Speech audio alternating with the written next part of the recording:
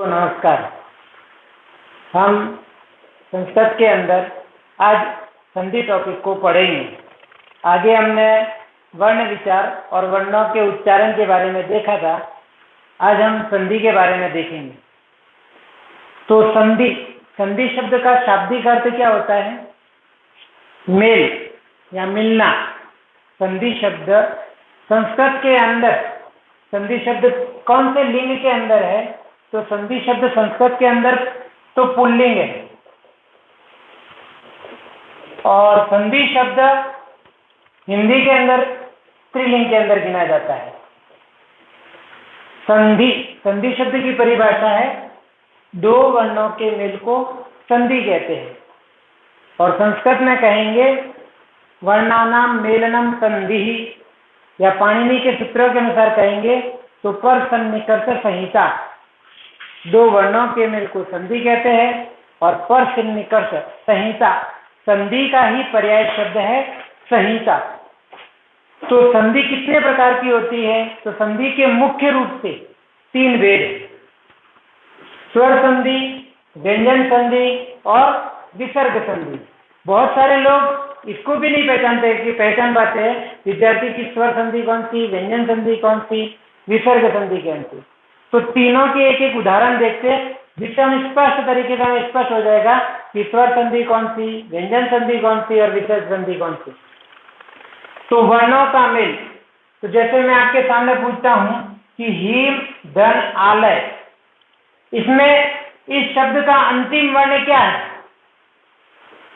तो अधिकतर लड़के तुरंत सोचेंगे कि इसके अंदर मां अंतिम वर्ण है, लेकिन नहीं। वर्णमाला में हमने देखा था कि व्यंजन सब अधूरे होते हैं, मां है। हीम शब्द है, हीम शब्द के अंदर अंतिम वर्ण मां नहीं है।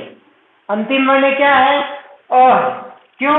क्योंकि मां धन अ मिलाकर मां बना है, मतलब मां के अंदर स्वर मिला हुआ है, और वो स्वर कौन सा है? अ।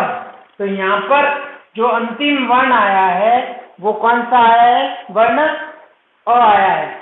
तो यहाँ से हमें पता चलता है कि इसका अंतिम वर्ण स्वर आया है, इसीलिए कौन सी संधि होगी? स्वर संधि होगी। तो हीम धन आलय, और इसका पहला वर्ण कौन सा है? आ। तो अ, जैसे ये वर्ण है हीम धन आलय, तो इसका पहला वर्ण अ, इसका अंतिम वर्ण, पहले शब्द का अंतिम वर्ण, प्रथम शब्द से अंतिम वर्ण पर शब्द से प्रथम वर्ण। इसका पहला वर्ण अ है, और इसके पर वर्ण यानी बाद वाला वर्ण है वो आ है, और समान वर्ण होने पर वर्ण बन जाता है आ, एकादेश हो जाता है। एकादेश का अर्थ होता है इस वर्ण का और इस वर्ण का दोनों के स्थान पर एक ही वर्ण बनेगा, और वो वर्ण क्या है? आ। तो शब्द क्या बनेगा? हिमालय। तो सबसे पहली परिभाषा, दो वर्णों के मेल को संधि कहते हैं। पर सन्निकर्ष संहिता, पर सन्निकर्ष, दो वर्णों के बीच में इतनी निकटता आ जाती है तब उसे संधि कहते हैं। तो सबसे पहले स्वर संधि, फिर स्वर संधि के 5 भेद है: सवर्ण दीर्घ संधि, गुण संधि, वृद्धि संधि, यण संधि और अयादि संधि। उसी प्रकार व्यंजन संधि, व्यंजन संधि के अंदर कैसे पहचानेंगे ये व्यंजन संधि है? तो व्यंजन संधि के अंदर जगत धन ईश, व्यंजन संधि ये कैसे पता चलेगा? प्रथम शब्द का अंतिम वर्ण के आधार पर ही हमें पता चलता है कि ये स्वर है, व्यंजन है या विसर्ग है। तो यहाँ पर अंतिम वर्ण क्या है? त है। क्यों? ये त पूरा नहीं है, त हलंत किया हुआ है, इसीलिए ये व्यंजन संधि है। तो जगत धन ईश, तो इसका शब्द बन जाता है जगदीश। फिर ये इसके भेद व्यंजन संधि के: चतुत्व संधि, शतुत्व संधि, जशत्व संधि, अनुस्वार संधि, और भी बहुत सारे भेद है, लेकिन अभी हमारे जितना कोर्स में है वो हम सब पढ़ने वाले हैं। फिर विसर्ग संधि, विसर्ग संधि के अंदर भी तीन भेद है: सत्व संधि, ऋत्व संधि और उत्व संधि। लेकिन ये विसर्ग संधि है, ये कैसे पहचानेंगे? तो प्रथम शब्द का अंतिम वर्ण है वो क्या आया है? विसर्ग है। तो कह, दंचित, कश्चित। अब हम एक एक संधि को विस्तृत तरीके से जानेंगे। तो सबसे पहले आज अपन स्वर संधि के बारे में सीखेंगे। सबसे पहले स्वर संधि के बारे में देखेंगे।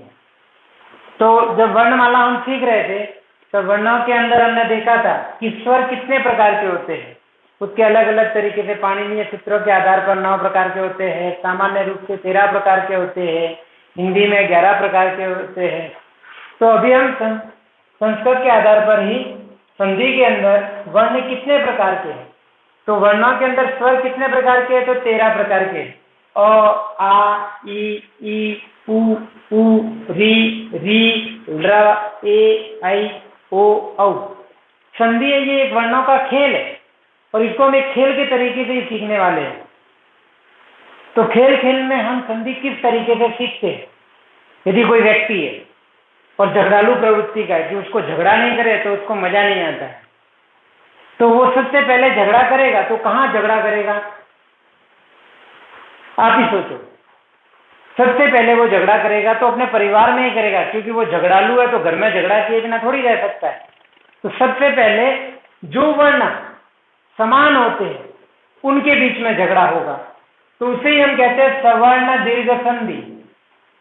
जैसे अ आ के बाद में अ आ जाए तो आ बनेगा, ई के बाद में ई आ जाए तो ए बनेगा, ऊ के बाद में ऊ आ जाए तो ऊ बनेगा, री के बाद में री आ जाए तो री बनेगा। जैसे हमने पिछले उदाहरण में देखा था कि इसका अंतिम वर्ण क्या है? अ। इसका पहला वर्ण क्या है? आ। तो यहाँ पर ये जितने भी वर्ण है वो सभी वर्ण क्या है? दीर्घ। इसीलिए पहली संधि का नाम है सवर्ण दीर्घ संधि। समान वर्ण रहने पर वर्ण क्या बन जाता है? दीर्घ। इसलिए सवर्ण दीर्घ संधि। तो हिम धन आलय, यहाँ आ बना, वो वर्ण क्या है? दीर्घ, हिमालय। कवि धन ईश्वर, तो यहाँ पर कवि की मात्रा छोटी और यहाँ पर दीर्घ है, तो दोनों ही ई के सामने ई हो या ई के सामने बड़ी ई हो या बड़ी ई के सामने छोटी ई हो या फिर दीर्घ ई के सामने दीर्घ ई हो, तो कौन सा वर्ण बनेगा? दीर्घ ई। तो शब्द बन जाएगा कवीश्वर। गुरु प्लस उपदेश, इसमें भी उ और उ आया है तो दीर्घ उ हो जाएगा गुरु उपदेश। होत्र धन रुकार, री है और ये दीर्घ री है, तो शब्द बन जाएगा होत्रुकार। इस प्रकार सवर्ण दीर्घ संधि, समान वर्ण रहने पर वर्ण दीर्घ बन जाता है। तो मतलब कहने का तात्पर्य इतना, जब समान वर्ण आमने सामने हो, झगड़ालू प्रवृत्ति का व्यक्ति है, झगड़ा करेगा तो जीतेगा कौन? जो घर में बड़ा होगा। छोटा बच्चा भी है, झगड़ालू है, लेकिन जीतेगा कौन? जो बड़ा होगा। वो चुप बैठ जा तो बड़ा होगा, वो जीतेगा। मतलब जब समान वर्ण आमने सामने हो तो वर्ण कौन सा होगा? दीर्घ। इसलिए हम पहली संधि को देखेंगे सवर्ण दीर्घ संधि। फिर उसके बाद में दूसरी संधि है गुण संधि। गुण संधि के अंदर अब घर में तो झगड़ा कर लिया, फिर झगड़ा करने कहाँ जाएगा? पड़ोस में। तो और आके पड़ोसी कौन से वर्ण है? तो ये हमने तीन मकान बनाए, पहला, दूसरा, तीसरा। तो अब यही वर्ण किसके साथ में झगड़ा करने जाएगा? पड़ोसियों के सामने। तो ये देखो, प्लस से पहले मैंने सब अ लिखा है, अ के बाद ई और ई आता है, तो उसी घर में से तो कोई बचाने नहीं आएगा। बचाने कौन आएगा? पड़ोस के घर से। तो जब कभी भी अ के बाद में ई आता है तो कौन सा वर्ण बनेगा? ए। अ के बाद में उ और उ आता है तो कौन सा वर्ण बनेगा? ओ। कहां से आएगा? पड़ोस से। और पड़ोस वाले भी किसको भेजेंगे? जो घर में छोटा होगा, जा भाई झगड़ा हो गया, क्या हुआ, बचा के आ जाए। तो मतलब अ के बाद में ई आ जाए तो ए बनता है, अ के बाद में उ आ जाए तो ओ बनता है, अ के बाद में री और री आ जाए तो अर बनता है, और ल आ जाए तो अल बनता है। जैसे सूरधर इंद्र, तो वर्ण क्या बनेगा? सूरधन इंद्र, तो वर्ण बन जाएगा सुरेंद्र, क्योंकि इसका अंतिम वर्ण अ, इसका पहला वर्ण ई, अ के बाद में ई आने पर दोनों वर्ण मिलाकर क्या बन जाता है? एक, इसलिए शब्द बन जाएगा सुरेंद्र। सूर्य धन उदय, इसका अंतिम वर्ण है अ और इसका पहला वर्ण है उ। अ के बाद में उ आ जाए तो वर्ण बन जाता है सूर्योदय। बहुत सारे उदाहरण है, लेकिन मैं आपको केवल एक उदाहरण दे रहा हूं। देव धन ऋषि, अ है और इसका पहला वर्ण री है, तो शब्द बन जाएगा अ के बाद में री आने पर देव ऋषि। बहुत सरल तरीके से है, सीधा जो जो काम करते उसको इस नियम के आधार पर ही करना है। न धन इति, इसका पहला शब्द है, उसका अंतिम वर्ण क्या है? अ। इसका पहला वर्ण क्या है? ई। अधन ई बराबर अ के बाद में ई आने पर क्या बनता है? ए। तो शब्द हमें क्या लिखना है? ना के अंदर से अ निकल गया, यहाँ से ई निकल गया, दोनों वर्णों को मिलाकर वर्ण बनेगा ए। तो यहाँ पर ए हट जाएगा, ए को हम मात्रा के रूप में लिखेंगे और शब्द बनेगा नेति। ये हो गई गुण संधि। तो सबसे पहले वर्ण आपस में भिड़े, सवर्ण दीर्घ संधि। फिर उसके बाद में अ के बाद में ई आ जाए तो पड़ोस के आएगा, ए बन जाएगा, उ आ जाएगा, ओ बनेगा, अ के बाद में री आ जाए तो अर बनेगा। जैसे मैं उदाहरण देगा ना, देव ऋषि, तो देव धन ऋषि, इसका अंतिम वर्ण क्या है? अ और इसका पहला वर्ण री। अ के बाद में री आ जाए तो वर्ण बनता है अर। तो दे व, फिर उसके अंदर वापिस ये आ मिलेगा, तब वह पूरा होगा और ये र है वो यहाँ पर रफार के रूप में लिखेंगे, देव ऋषि। उसी प्रकार वृद्धि संधि, वृद्धि संधि के अंदर आ के बाद में अभी पड़ोसियों से झगड़ा कर लिया इन वर्णों में, तो ये बोले तुम झगड़ा करने आए थे, अब तुम्हारी भी खैर नहीं है। तो आ के बाद में ए आई आता है तो वर्ण बनेगा आई, और आ के बाद में ओ औ आता है तो वर्ण बनेगा औ। जैसे मत धन एकता, बहुत सारे लोग इस ए का अर्थ होता है एक मात्रा और इस आई का अर्थ होता है दो मात्रा। बहुत सारे लोग क्या करते हैं, ऐसे लिख लेते हैं ऐसा। आई के ऊपर कभी दो मात्राएं नहीं आती, इसका अर्थ ही होता है दो मात्राएं। ये एक मात्रा और ये एक मात्रा, ये दो मात्रा है, इसको दो मात्रिक गिना जाएगा। ए के ऊपर कभी भी दो मात्राएं नहीं आती। तो अ के बाद में ए आई आ जाए तो आई, अ के बाद में ओ औ आ जाए तो औ। तो हमारी संधि का नाम भी है वृद्धि। तो मत धन एकता, मतैकता, गंगा धन ओग, गंगौग। जैसे और एक उदाहरण बताता हूं, एक धन एक, इसका प्रथम शब्द का अंतिम वर्ण क्या है? अ। फिर द्वितीय शब्द का प्रथम वर्ण क्या है? ए। अ के बाद में ए आई आता है तो वर्ण क्या बनता है? आई। तो शब्द बन जाएगा ए क।